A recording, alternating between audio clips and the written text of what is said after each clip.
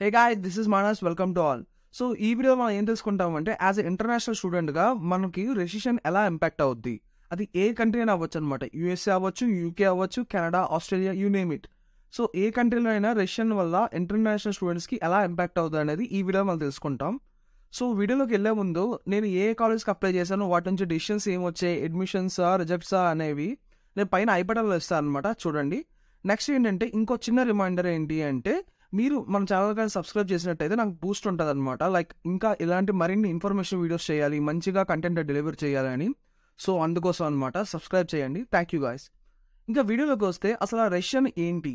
So recession ఏంటి అంటే, ఏదైనా వస్తువు ఉంటుంది కదా, సో వస్తువు రేట్లు ఎక్కువ పెరిగిపోవడం, సో నెక్స్ట్ ఆ వస్తువుని ఎవరు కొనకపోవడం. అది మీరు సింపుల్ టర్మినాలజీ అనమాట, లేమన్ టర్మ్స్లో మీకు చెప్తున్నాం, అది గుర్తుపెట్టుకోండి. ఫర్ ఎగ్జాంపుల్గా తీసుకుంటే అమెజాన్, గూగుల్ అలాంటి వాటిలో ఇప్పుడు కోడింగ్ చేయడానికి చాలామంది ఉన్నారు, బట్ ప్రాజెక్టులు ఇవ్వడానికి ఎవరు లేరు. సో ప్రాజెక్టులు ఇవ్వడానికి ఏవి ప్రాజెక్టులు చేయడానికి లేకపోతే బెంచ్ మీద కూర్చోబెట్టడం, లేకపోతే మామూలుగా ఏదో చిన్న చిన్న వర్క్ టాస్కులు చేసుకోవడం అలా ఉంటుంది అనమాట. సో మనకి జనరల్గా వన్ డేలో అయ్యే టాస్క్ ఇప్పుడు 10 డేస్కి ఏడ్చాలి, లేదు అంటే వన్ డేలో అయ్యే టాస్క్ వన్ డేలో చేసి మిగతా ఎవరైతే వర్క్ ఫోర్స్ లేదో వాళ్ళందరినీ డిలీట్ చేసేయాలన్నమాట. అంటే ఆర్గనైజేషన్ నుంచి రిమూవ్ చేసేయాలి. సో అందుకనే మనం ఇక్కడ చూసిన మాస్ ఫైరింగ్స్ అవుతున్నాయి అనమాట. సో దానికి రీజన్ రెసిషన్ అనమాట. సో నెక్స్ట్ ఇప్పుడు మనం చూసుకున్నట్లయితే, యాజ్ ఎ ఇంటర్నేషనల్ స్టూడెంట్స్గా మనకి ఇది ఎలా ఇంపాక్ట్ అవుద్ది అనేది. ఫస్ట్ ఇంటర్నేషనల్ స్టూడెంట్స్గా మనం ఫర్ సపోజ్ మనం ఇండియన్స్లో తీసుకుందాం. సో ఎలా అంటే, మనం వెళ్ళేది అబ్రాడ్కి ఒక ఏదో యూనివర్సిటీ తీసుకుంటాం, సెలెక్ట్ చేసుకుంటాం, వీసా ఇంటర్వ్యూ అన్ని ప్రాసెస్ అయిపోయిన తర్వాత అక్కడికి వెళ్తాం. సో వెళ్ళిన తర్వాత like most of the people ఏంటి అంటే, మనం పార్ట్ టైం జాబ్స్ చేసుకుందాం రా, మన లివింగ్ మనం సంపాదించుకుందాం, లైక్ ట్యూషన్ ఫీ అనేది లోన్ తీసుకుందాం, తర్వాత మెల్లిమెల్లిగా తీర్చుకుందాం అనుకుంటాం. సో ఇక్కడ మెయిన్ పాయింట్ ఏంటి అంటే, మళ్ళీ ఇక్కడ మన పార్ట్ టైం జాబ్స్ ఏవైతే ఉన్నాయో దానికి కూడా హ్యూజ్ కాంపిటీషన్ వస్తుంది అనమాట. సో ఎందుకంటే ఎవరికైతే వర్క్ ఫోర్స్ నుంచి తీస్తారో వాళ్ళందరూ ఈ జాబ్స్ మీద వెళ్ళే ఛాన్స్ ఉందన్నమాట. నెక్స్ట్ ఏంటంటే, మనకు చేసే పార్ట్ టైం జాబ్స్ అన్ని ఎలాంటివి ఉంటాయి, లైక్ స్టార్ బక్స్లో కానీ లేకపోతే డామినోస్లో కానీ అలాంటి వాటిలో ఉంటాయి అన్నమాట. సో అసలుకే డబ్బులు లేక నెక్స్ట్ వర్క్ ఫోర్స్ నుంచి తీసిన తర్వాత జాబ్ లేక ఉన్న వాళ్ళు ఎవరండి డామినోస్ వాటన్నిటికీ వెళ్ళి స్టార్ బక్స్కి వెళ్ళి చేస్తారు. సో ఆబ్వియస్లీ వాళ్ళకి కూడా ఎక్కువ మంది కస్టమర్స్ రారనమాట. లైక్ అలాగైనా అస్సలు రారని చెప్పాలి, లైక్ 100లో ఒక 20-30% మంది తగ్గిపోతారు కదా. సో ఆ తగ్గిపోయిన పర్సంటేజ్ కోసం వాళ్ళ వర్కర్స్ ఎవరైతే ఉన్నారో వర్క్ ఫోర్స్ కూడా వీళ్ళు కూడా తగ్గించాల్సి వస్తుంది కదా. సో అందుకని జనరల్గా 10 అవైలబుల్ అయ్యే ఛాన్స్ ఉంటే మనకి ఒక 7-6 పెడతారు. దానికి కాంపిటీషన్ హ్యూజ్గా ఉంటుంది అనమాట.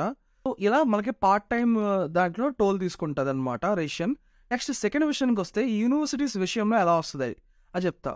ఇప్పుడు యూనివర్సిటీస్ విషయానికి వస్తే అది ఎలా అంటే, యూనివర్సిటీస్ ఫీజెస్ పెంచేయచ్చు. ఎందుకంటే యూనివర్సిటీస్కి రీసెర్చ్ బేస్డ్ కానీ ఫండింగ్ కానీ ఇలాంటివి అనేది గవర్నమెంట్ తరపు నుంచి కానీ, ఒకవేళ పబ్లిక్ యూనివర్సిటీ అయితే సపోర్ట్ రాకపోయినా, ఒకవేళ ప్రైవేట్ యూనివర్సిటీ అనుకోండి వాళ్ళ మీద కూడా రెసిషన్ భారం పడుతుంది కదా. సో వాటిని కవర్ చేసుకోవడానికి యూనివర్సిటీ ఫీజెస్ పెంచేయచ్చు. సో ఇక్కడ 2 ఆప్షన్స్ ఉంటాయి అన్నమాట. ఏదర్ యూనివర్సిటీ ఫీజెస్ పెంచేయచ్చు, లేదు అంటే రీసెర్చ్ కట్ డౌన్స్ అవుతాయి అనమాట. సో రీసెర్చ్ కట్ డౌన్స్ అలాంటి అయినప్పుడు జనరల్గా స్కాలర్షిప్ వచ్చేది మీకు. ఇప్పుడు అసలు స్కాలర్షిప్స్ ఇవ్వరు అనమాట. Next research assistantships, teaching assistantships అలాంటివి అస్సలు ఉండవు అనమాట. సో ఇదొక మనం బ్యాడ్ థింగ్ అని చెప్పొచ్చు. ఇంకా థర్డ్ థింగ్కి వస్తే, నెక్స్ట్ మీకు గ్రాడ్యుయేషన్ అయిన తర్వాత ఈ రెసిషన్ ఎలా ఇంపాక్ట్ అవుతుంది అంటే, మీరు ఫుల్ టైం జాబ్స్ కోసం చేస్తారు కదా. సో జనరల్గా మీరు మంచి యూనివర్సిటీకి వెళ్ళారు, మంచి ప్రోగ్రామ్కి వెళ్ళారు, మంచి స్కిల్స్ ఉన్నాయి, బట్ ఏంటి అంటే రెసిషన్ ఉంది అనుకోండి.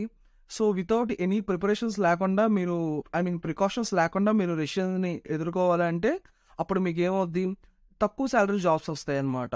సో మీకు జనరల్గా మీ డిగ్రీకి ఒక 80K 90K మీరు యూనివర్సిటీలో చేసినట్టయితే మీకు 60K 50K ఆ రేంజ్లో వస్తాయి.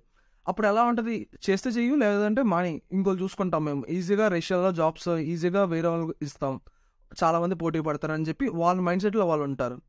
సో ఇదన్నీ రెసిషన్ యొక్క నెగిటివ్ పాయింట్స్ అనమాట. సో ఈ రెసిషన్ని మనం ఎదుర్కోవాలంటే ఏం చేయాలంటే, ఫస్ట్ ఏంటంటే దుబారా ఖర్చులు అనమాట. మనం ఏవైతే దుబారా ఖర్చులు పెడతామో, ఆబ్వియస్లీ మన ఇంటర్నేషనల్ స్టూడెంట్స్ కాబట్టి మనం ప్రతిదీ డాలర్ నుంచి రూపీస్కి కన్వర్ట్ చేసుకుని అసలు ఖర్చే పెట్టాం. బట్ ఎందుకైనా మంచిదని చెప్తున్నాను అనమాట, దుబారా ఖర్చులు అయితే పెట్టకండి అనమాట, ఫస్ట్ పాయింట్. సెకండ్ పాయింట్ ఏంటంటే, మీరు కాలేజ్లో ఉన్నప్పుడు లింక్డ్ఇన్లో కొన్ని హ్యాష్ ట్యాగ్స్ ఉంటాయి, like #hiring, #we're hiring, #freshers, #talent acquisitions, next talent manager. So అలాంటి హ్యాష్ ట్యాగ్స్ మీరు అప్పుడప్పుడు అలా వాడండి. వాడి అందులో వచ్చిన రిజల్ట్స్లో పీపుల్ ఉంటారు కదా, ఎవరైతే హైరింగ్ మేనేజర్స్ కానీ లేకపోతే మీ కాలేజ్లో ఒక అలుమ్ని ఉంటారు. సో వాళ్ళందరినీ కాంటాక్ట్ అయ్యి సంథింగ్ లైక్ అలాగ లైన్లో ఉంచి నెట్వర్కింగ్ చేసుకోండి అనమాట. లైక్ ఏదైనా అయితే చెప్పు బ్రో, సంథింగ్ ఇలా ఎలా ఉంది, ఇక్కడ ఏ టెక్నాలజీస్ నేర్చుకోవాలి, సో అలా అలా అలా నేర్చుకోండి. సో నేర్చుకొని నెట్వర్క్ అవుతూ అలా ఉండండి. వన్స్ మీకు ఫుల్ టైం జాబ్ ఆపర్చునిటీ మీరు సెర్చ్ చేసేటప్పుడు పక్కా హెల్ప్ఫుల్ అవుద్ది అనమాట. అదొకటి. థర్డ్ థింగ్ ఏంటంటే, నేను ఇప్పుడు లైక్ నాకు పైథాన్ వచ్చు, సూపర్గా వచ్చు బ్రో, నేను ఇంక పైథాన్లో ఏదైనా రాసేస్తాను, సంథింగ్ డేటా సైన్స్ అవని, ఏ మోడల్స్ అవని, సంథింగ్ ఏదైనా నేను పైథాన్లో రాసేస్తాను అని మీకు ఫీలింగ్ ఉంటుంది. బట్ ఎందుకైనా మంచిది ఆ పైథాన్తో పాటు దాని ఆల్టర్నేటివ్స్ ఫర్ డేటా సైన్స్ అనుకోండి, ఆర్ లాంగ్వేజ్ ఉంటుంది ఆల్టర్నేటివ్, అది నేర్చుకోండి. నెక్స్ట్ డేటా విజువలైజేషన్ టూల్స్ ఉంటాయి, ట్యాబ్లూ అని, నెక్స్ట్ అలా. సో అలాంటి టూల్స్ నేర్చుకోవడం, అలాగా మీకున్న డొమైన్లో, అంటే మీరు ఏదైతే డొమైన్ తీసుకుంటారో ఆ డొమైన్లో మీరు ఒకటి ఫోకస్ చేస్తారు కదా, ఆ ఆల్టర్నేటివ్గా ఒక 2 to 3 థింగ్స్ మీద ఫోకస్ చేయండి అనమాట. మరి టూ మచ్ ఏం కాదు.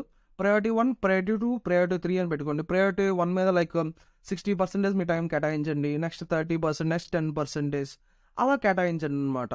సో అలా కేటాయించడం వల్ల సో వైడ్ రేంజ్లో మనకి స్కిల్స్ అనేవి డెవలప్ అవుతాయి. నెక్స్ట్ రిక్రూటర్ కూడా లైక్ సాటిస్ఫై అవుతాడు అనమాట. సో ఇది గైస్ రెసిషన్ వల్ల నెగిటివ్ పాయింట్స్, అండ్ మీరు దాన్ని రెసిషన్ని ఎలా పాజిటివ్గా మార్చుకోగలరు, అండ్ త్రూ లైక్ మంచి ఆపర్చునిటీస్ ఎలా పొందగలరు. Thank you guys, welcome all.